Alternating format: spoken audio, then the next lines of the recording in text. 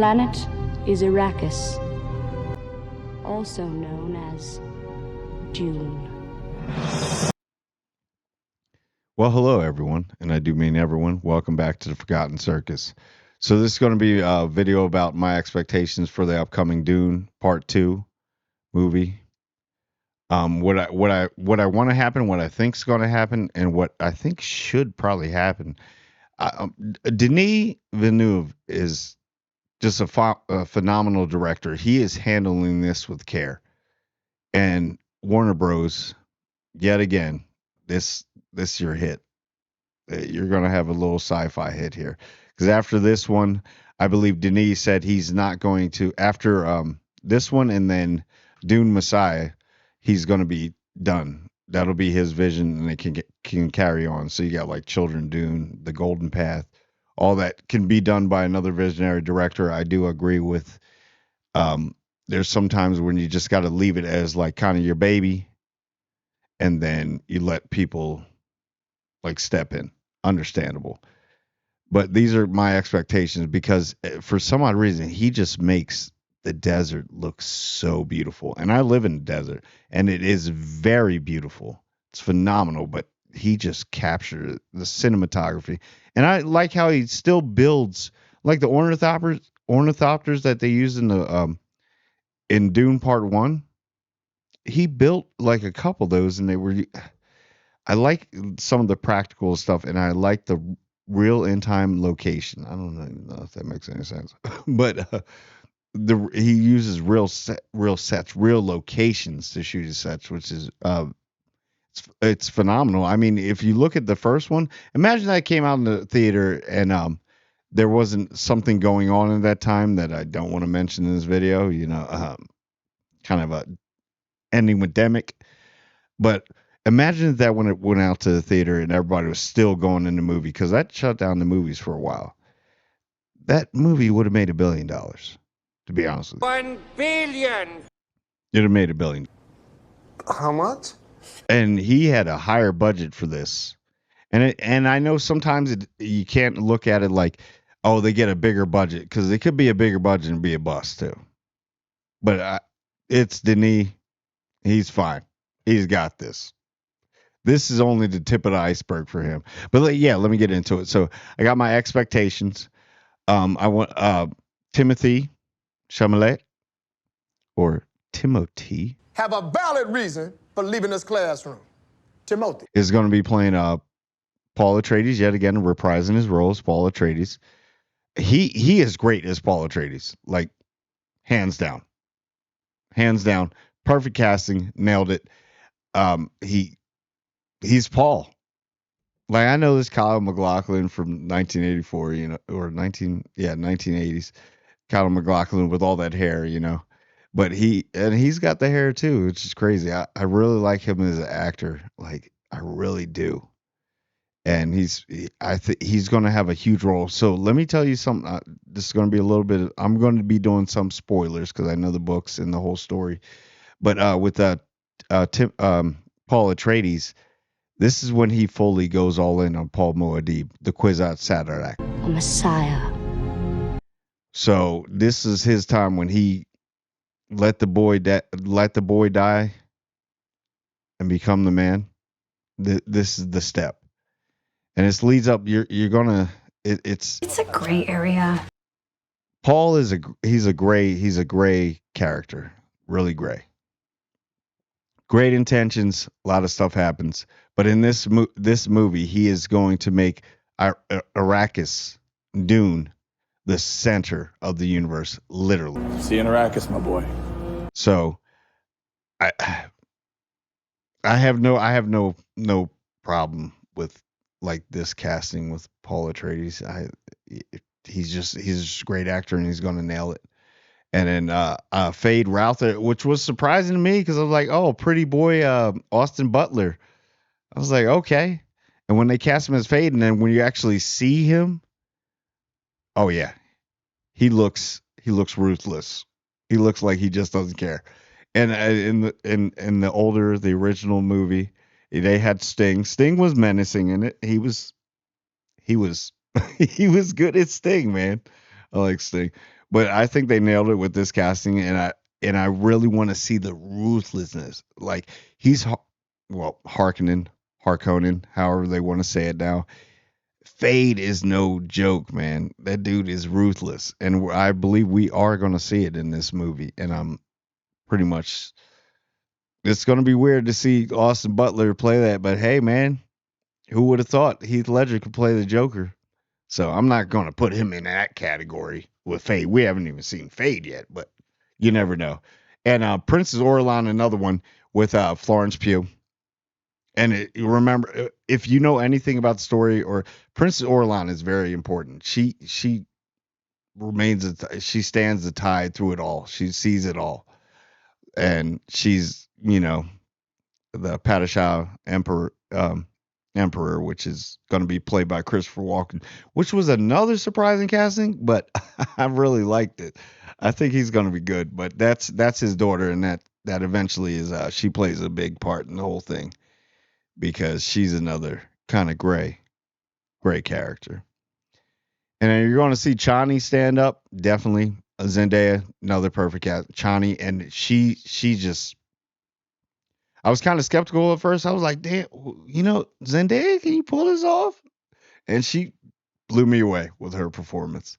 She's definitely going to be up for something. If Dune 2 is like how Christopher Nolan, everybody says, and pre-screens have been going, yeah, we may see her or Lady Jessica, played by Rebecca Ferguson, up for best actress. And you never know, Florence Pugh might be in there too. Wouldn't that be crazy if they got three people from the same movie up for best actress or best actress and best supporting? At least two from that would be insane. And yeah, can Denis get best director this one, or are you just going to skip over him again? But anyway, He deserves it. to each his own. But yeah, Christopher Walken. If you ever watch some of his older, like the horror movies that he did, he can be really menacing. He can be really gritty and mean and just a person that just doesn't care about anything, And I really like that. I mean, maybe this will be Christopher Walken's send off because he's getting a little up there in age. But I think that was good casting for him as the Emperor. So here's another thing I do want to get into with a bunch of expectations for it. I want to see a desert power. I want to see desert power. I want to see the sandworms. I want to see them riding them. It's going to be the first time that Paul's really leading his faction of Fremen, because the Fremen, they really don't have a number on the Fremen. I mean, the Fremen kind of know around about, but there's probably millions and millions of them. Oh, there's a lot out there. Because they all have their little faction, little stash, but they're all the Fremen, because that's their planet. Dune. So I want to see the numbers compared to the Sardaukar, which is Padishah Emperor, Christopher Walken's Shaddam the Fourth or whatever. I want to see the Sardaukar. Obviously, you're going to have the Harkonnen. You're going to have some other faction. Like the Emperor is going to come with a lot of people. So.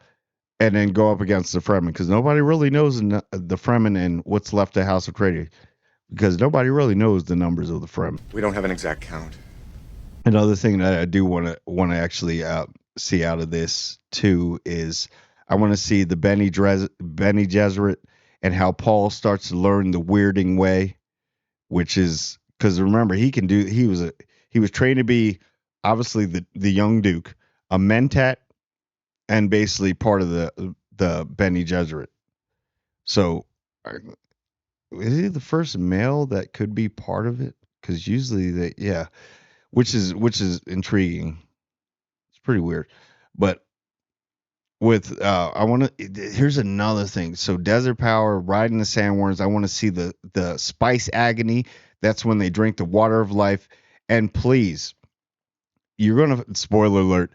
Lady Jessica is pregnant with Aaliyah, which is will be Paul's sister from Duke Leto Atreides, because she was pregnant the whole time, and she's still the fastest woman on sand I've ever seen in my life. The fastest person on sand I've ever seen in my life. That scene, watch the first one. She was outrunning Paul like, yo, bro, you better catch up. But there's another thing that I want to see that spice. And please, if you're gonna do Aaliyah and Alia, I know she does age fast because she's born from a Bene Gesserit in the womb. She does the spice agony. Can you please not let her be so? I mean, she's got to be creepy. I know because she's like born into the weirding way. Like it's just in her DNA.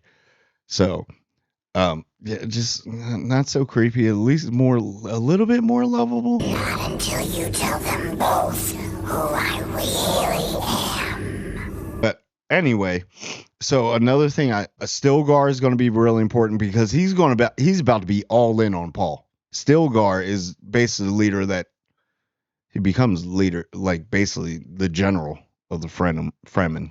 After, but Stilgar, Javier Bardem, perfect casting, loved it, awesome. I had nothing to say about him, and there was no critique on him, his performance in it. When I saw him, I was like, "Yep, that's Stilgar." And then the Baron. I want to see the Baron a little bit more. I know the Emperor like is going to be in there a little bit, well, a lot. I mean, because it plays a big part in this one. But the Baron, I want to see the ruthlessness of the Baron because he won't go down without a fight, and he's Giddy Prime. I mean, it's a whole planet of people that are just enslaved. It's an industrial planet. I don't even think you can see the sun from it. It's just dark. That's why they're so pale. But you saw him in the first one, how he was. My Arrakis, my Dune. My desert. My Arrakis. My Dune. He's friggin' so you're going to have some bad guys on that side, man. On that side. And then I don't know if they'll do it, but if they want to bring back Jason Momoa as Duncan Idaho as a Gola, it's one of those that you'd be like, oh, you're just doing it for fans or whatever like that. Yeah, but it's probably one of those things that, yeah, please do that for fans. Bring back his Gola, and he slowly gets a Gola is basically a clone that gets the memories transplanted, and I can't get into it. It's too far in the weeds for some people. But if you want to bring him back in that would be great as like a surprise. He's a Gola, which is basically a clone. That would be pretty cool. Another thing that I do really want to see. I don't know if they'll do it. This is another one. I don't know if they'll do it. I want to see Gurney Halleck, which is played by Josh Brolin, against the Beast Raban, Glasu, the Beast Raban, De Partisa. Because the books and everything, yeah, they got a lot of history, a lot of deep history. We have a history. And he gave you the hint, Josh Brolin, Gurney Halleck, which was the, very big part in Paul's life, him growing up, mentored him, just like Duncan did. Yeah, there's a reason why he said, you don't know the Harkonnens. I do. They're brutal. They are. But I just want to see more. So I want to see more Desert Power. I want to see the weirding way. I mean, I believe Denis' vision is going to be great for this, and I'm all on board because I remember seeing the first one the first time because I was skeptical, but then when I saw Denis was directing, I was like, oh, okay, okay, it's in great hands, boy. I want to see this definitely, and the first one blew. Sometimes I put that movie on, Dune Part 1, as background noise. Like some days I'll just play it like, I'll just put on Dune. I'll put it as background noise and just occasionally stop to watch, and then I find myself like sitting down for like another hour of the movie just watching it like I've been there the whole time. That's how good it was, and I know that he knew that was going to be great. And maybe it helped out that it couldn't be the first one because it actually got a lot of people watching it like day and date. So now you're putting it straight in the theater and eventually releasing the HBO Max because Warner Bros. Is awesome, and eventually releasing the HBO or Max, however you want it. Max. Why did they take out the HBO Max? But yeah. He knew what he had, and he was like, watch this. So if this one blows out of the water, I'm telling you, Dune Messiah is going to get friggin' like an unlimited budget. I mean, this one, it looks like a lot of actors and actresses that already hopped in trying to get on this train. So we'll see though. But anyway, tell me what you think. That's one of the first. Well, this is the first of many more Dune videos leading up to and after that I'm going to be doing. And so anyway, tell me what you think. Like and comment. And I want everybody to subscribe. I'm trying to build this channel and get it a lot bigger. And I want all of you to go on this journey with me together. So like, comment, and subscribe. And I do mean everyone. Everyone.